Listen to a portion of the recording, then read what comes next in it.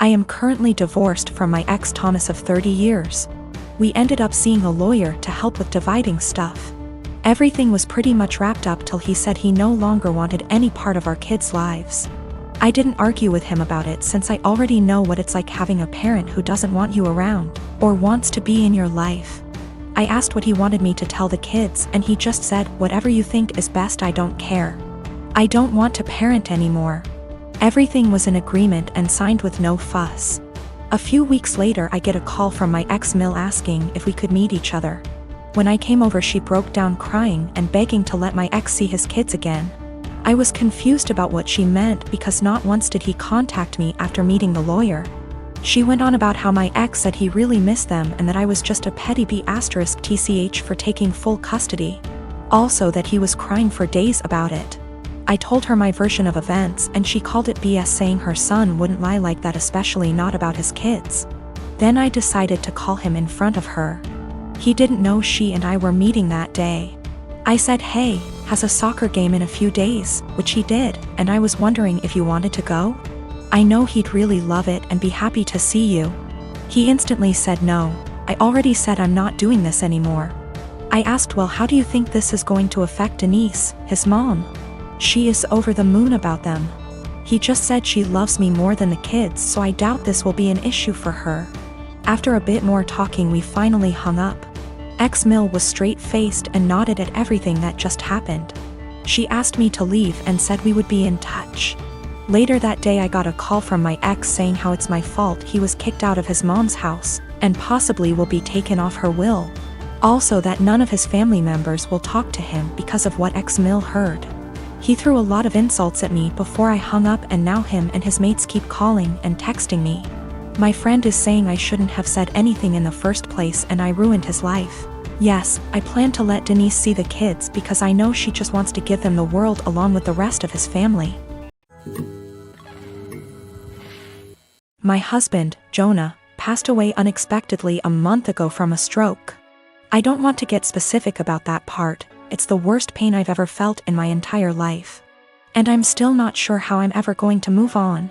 We were married for 5 years, together for 7.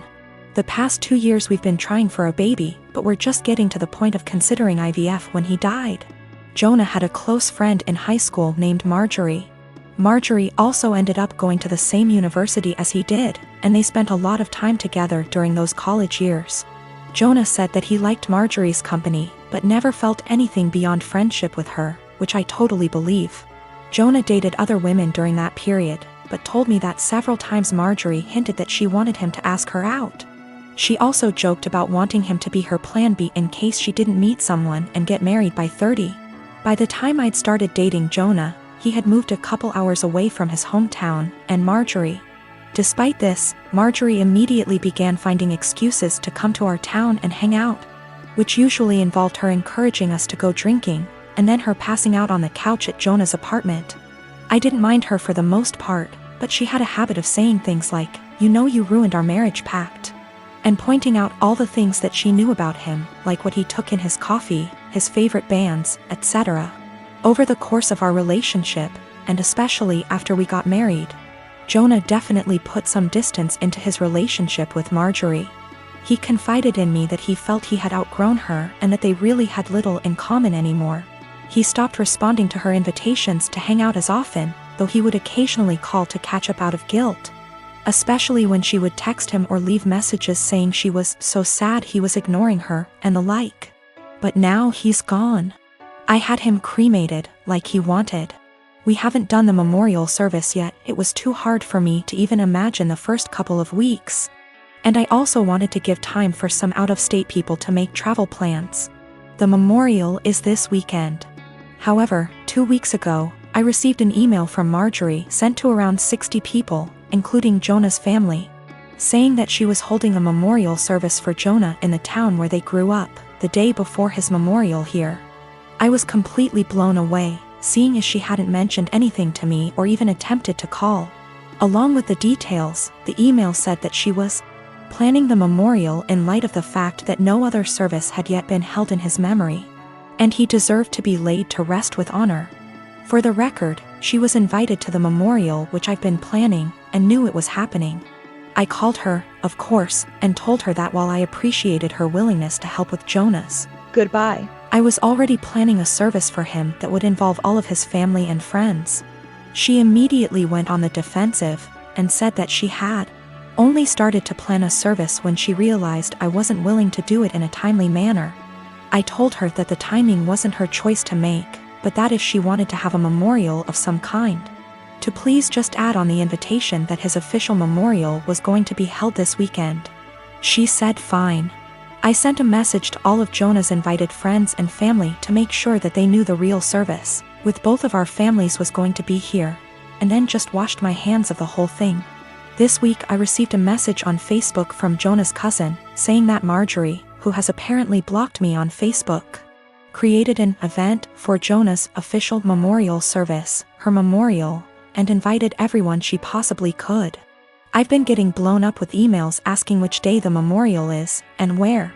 I'm honestly furious. I don't have the emotional energy to deal with this. I ended up putting a post up on my wall, reiterating the date of his service here, and asking people to please share it. Thankfully, I think the older members of the family don't use Facebook or email very often, so most of them haven't been confused, but a lot of people now think that Marjorie's service is the real one. I called Marjorie again, asking her to add an addendum to her event saying that his actual memorial was going to be here. She told me that Jonah would have wanted it this way, and that if I couldn't appreciate her efforts, I wasn't invited to say goodbye to Jonah. I told her that was fine, seeing as I'd already said goodbye to Jonah when I held him as he died. She hung up. Apparently she's now spreading information to her mutual friends with Jonah, saying that he was planning on leaving me because I wasn't able to conceive. She also said that we had approached her to carry a baby for us, all absolute lies. His cousin sent me a screenshot of a text where she said that Jonah always thought we would have the cutest baby together, and that angry widow doesn't understand how much he wants children. I'm at a loss as to what to do. I don't care what she says about me, but she's now tarnishing my husband's memory, especially saying that he wanted to divorce. Jonah would never have left me, and anyone that knows him at all knows that we were committed to each other above all else. I need to figure out how to tell this woman to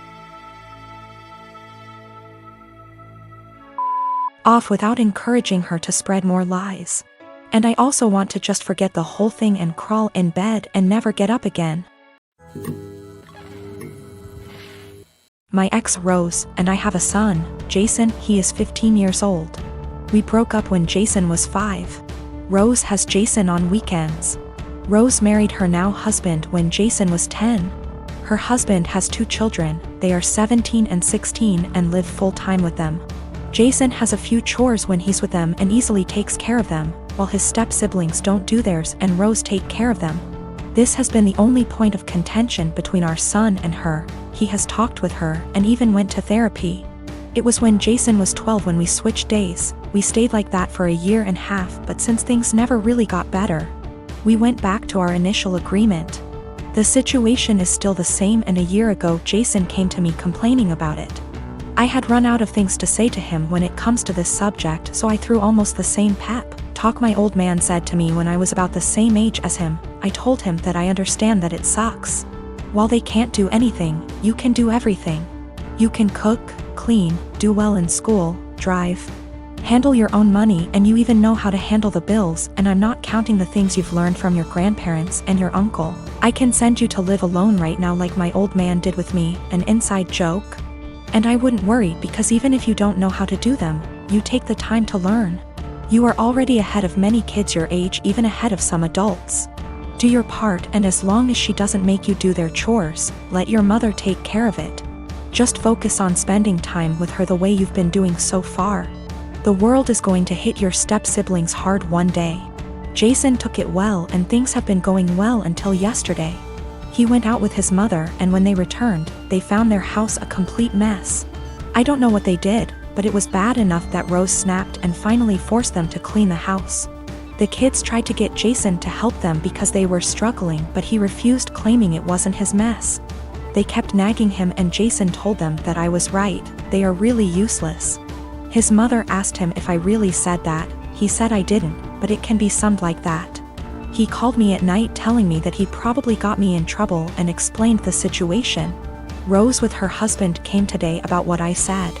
I told them that I never called them useless and explained what I said. But useless never leave their minds and told me I'm an asshole and to stay out of their business.